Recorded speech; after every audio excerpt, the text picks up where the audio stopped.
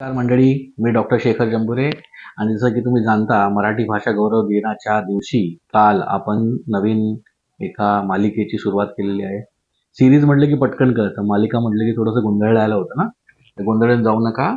आता या मालिकेचा दुसरा भाग की जेव्हा कधी आपण भौतिकोपचारशास्त्राचा उपयोग करून बरं करत असतो एखाद्या व्यक्तीला, तेव्हा गरम शेक कधी घ्यावा आणि थंड शेक कधी घ्यावा ह्याच्यावरती सगळ्यात मोठं कन्फ्युजन असतं की बाबा लागलं, दुखतंय, खुपतंय, तर नक्की काय करावं?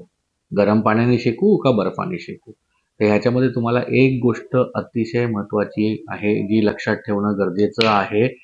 कुठलीही नवीन इंजुरी असेल, नवीन लागलेलं असेल, तर ते नेहमी थंड पाण्याने शेकावं किंवा बर्फाने शेकावं. आणि नवीन म्हणजे किती? मागच्या आठवड्याभरात लागला असेल तर.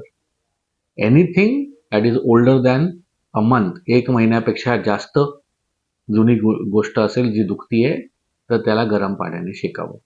मग आता तुम्ही म्हणाल 1 आठवडा आणि 1 महिन्याच्या मध्ये काय करायचं? दोन्ही ट्राय करून बघा. जे चांगलं आरामदायक वाटतंय ते वापरा. ह्याच्या मागची बरीच सायंटिफिक कारणं आहेत, शास्त्रीय कारणं आहेत. ती पुढच्या रीलमध्ये सांगेन.